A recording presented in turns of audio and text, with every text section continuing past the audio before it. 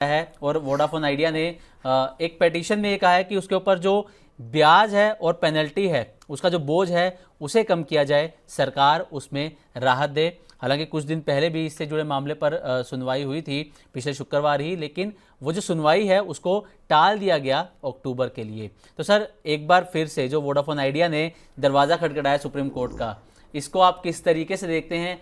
Company पूरी कोशिश कर रही है कि उसे सरकार की तरफ से राहत दी जाए, सुप्रीम कोर्ट को ऐसा फैसला दे कि कंपनी को दोबारा से कह दें कि जीवन दान मिल जाए। तो आप इस तरीके पूरे मैटर को कैसे देखते हैं सर? नहीं, देखिए, अभी हाल में जो सुप्रीम कोर्ट में वोडाफोन आइडिया पहुंची थी, वो मसला एजीआर की एक जो नई डिमांड केंद्र सरकार की तरफ से या डिपार्टमेंट ऑफ टेलीकम्युनिकेशन की तरफ से आई थी, उसको लेकर थी, जो लगभग 9-9.5 हज़ार करोड़ रुपए की एक डिमांड थी, जिसमें 2017-18 के दौरान के एजीआर ड्यूज को लेकर आया गया था, उसकी डिमांड करी गई थी।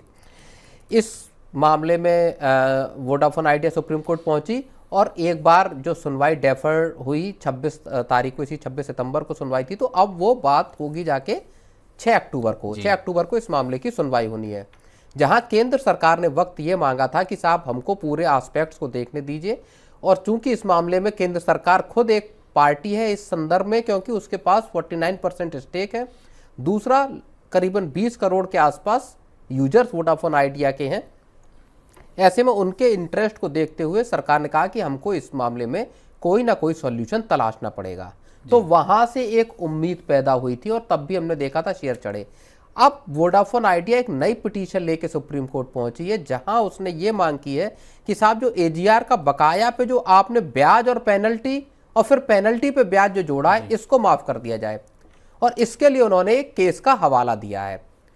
तो उस केस में 9 जजों की सुप्रीम कोर्ट की एक बेंच ने उस पेनल्टी और ब्याज को माफ कर दिया था। अब वोडाफोन आइडिया का कहना है, ये कहीं इतिहास के उसमें से ढूंढ के वोडाफोन आइडिया उस पूरे मामले को लेके आई है, और वोडाफोन आइडिया कहना चूंकि साहब इस मामले में ऐसा किया गया था, इसलिए इस मामले में भी हमको राहत दी जाए। ठीक है, तो क्या सर सरकार, क्योंकि 49% स्टेक ऑलरेडी सरकार के पास है इसमें, और सरकार चाहती भी है कि कंपनी को किसी ना किसी तरीके से राहत दी जाए ताकि कंपनी अपने पैरों पे खड़ी हो और दोबारा से कंपनी सरवाइव कर सके। लेकिन देखिए, ये जो एजीआर का जो ब्याज का और पेनल्टी का मामला है, ये तकरीबन 45,000 करोड़ रुपए का मामला है। जी। अगर ये, और पिछली बार जब इसी एजीआर के पेनल्टी और ब्याज के मामले पे सुप्रीम कोर्ट पहुंची थी कंपनी, तो सुप्रीम कोर्ट ने कहा था कि सुप्रीम कोर्ट ने इस पिटीशन को वापस कर दिया था। सुप्रीम कोर्ट का ये कहना था कि आपकी जो याचिका है, ये इस पे केंद्र सरकार चाहे तो कोई फैसला ले सकती है, हम इस मामले में हमको कोई आपत्ति नहीं होगी अगर बकाये के उस पे ब्याज वगैरह पे सरकार कोई फैसला लेती है। और तब से ये मामला पेंडिंग पड़ा हुआ है, सरकार ने फैसला लिया नहीं जी। अब सुप्रीम कोर्ट से ही सीधा फैसला लेने का अनुरोध एक तरह से कंपनी ने किया, और शायद इसी की कुछ खुशी में आज जो है वो शेयरों में आज तकरीबन 3% की शेयरों में 3% तक की तेजी देखी गई है।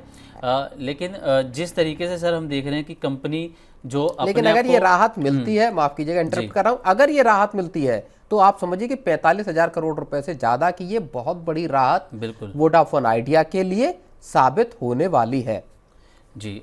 जिस तरीके से सर हम बात कर रहे थे कि कंपनी के ऊपर देखा जाए तो 2 लाख करोड़ रुपए से ज्यादा का कर्ज है उसके ऊपर, कोई बैंक जो है अब नया लोन देने के लिए, नया कर्ज देने के लिए आगे नहीं आ रहा, कोई इन्वेस्टर आगे नहीं आ रहा। कंपनी की तरफ से खुद ये कहा गया है कि अगर सरकार मदद नहीं करती है तो ये जो वित्त वर्ष है FY26 है, उसके बाद सरवाइव करना भी जो है कंपनी के लिए मुश्किल हो जाएगा।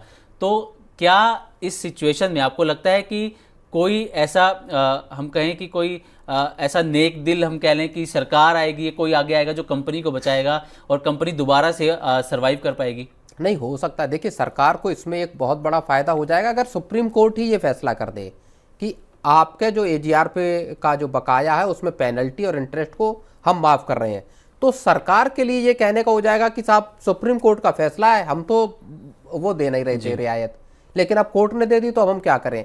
तो सरकार को इसमें फायदा हो जाएगा। जाहिर तौर पर 45-50 हज़ार करोड़ रुपए का एक रेवेन्यू लॉस होगा, लेकिन कंपनी को दरअसल बचाना और इतने भारी भरकम जो बकाया है कंपनी पे, वो कंपनी चुकाने की हैसियत में है नहीं, और ये बात कंपनी साफ तौर पे कह चुकी है।